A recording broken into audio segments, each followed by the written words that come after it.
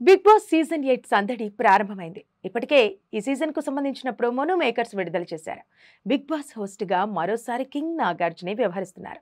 ఈ వీడియోలో నాగార్జునతో పాటు కమెడియన్ సత్య కూడా కనిపించి ప్రేక్షకులను అలరించారు. ఇక్కడ ఒక్కసారి కమిట్ అయితే లిమిటే లేదు అనే డైలాగ్‌తో బిగ్ బాస్ సీజన్ 8 ప్రోమో ఆరంభమైంది. నాకన్నీ అన్‌లిమిటెడ్‌గా కావాలి అంటూ కమెడియన్ సత్య ప్రోమో వీడియోలో సందడి చేశారు. ప్రస్తుతం ఈ వీడియో సోషల్ మీడియాలో ట్రెండ్ అవుతోంది.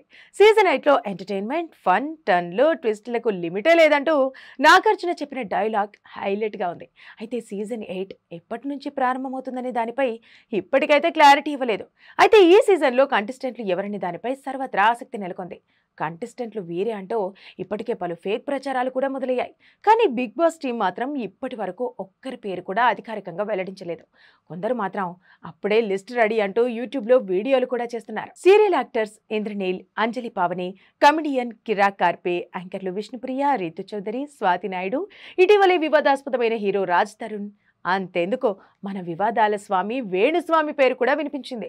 ఎవరు ఎంత కష్టపడి లిస్టు తయారు చేసినా చివరికి బిగ్ బాస్ మాత్రమే కంటెస్టెంట్లను ఫైనల్ చేస్తాడు. అయితే సోషల్ మీడియాలో నాగార్జునపై విమర్శలు వస్తున్నాయి. బిగ్ బాస్ సీజన్ 8 హోస్ట్గా నాగార్జునను తొలగించాలని నెటిజన్లు విమర్శిస్తున్నారు. ఇందుకు ప్రధాన కారణంగా నాగచైతన్య ఎంగేజ్మెంట్ అని తెలుస్తోంది. ఇటీవలే నాగచైతన్య, శోభితా ధూళిపాళ ఎంగేజ్మెంట్ జరిగిన విషయం తెలిసిందే. అదే సమయంలో శోభితపై నాగార్జున గతంలో చేసిన వ్యాఖ్యలపై కూడా విపరీతమైన ట్రోలింగ్ నడిచింది. అయితే ఈ విషయాలు నచ్చని కొందరు సోషల్ మీడియాలో నాగార్జునను తొలగించాలని ప్రచారం చేస్తున్నారు. దీనికి ప్రధాన కారణం మరొకటిగా కూడా కనిపిస్తోంది. నాగచైతన్య ఎంగేజ్మెంట్పై సమంత ఫ్యాన్స్ నెగిటివ్ ప్రచారం మొదలుపెట్టారు. ఒకప్పుడు నాగచైతన్యతో డివోర్స్ తర్వాత సమంతను తప్పుపట్టారని ఇప్పుడు రివెంజ్ తీర్చుకుంటున్నట్టు కనిపిస్తోంది.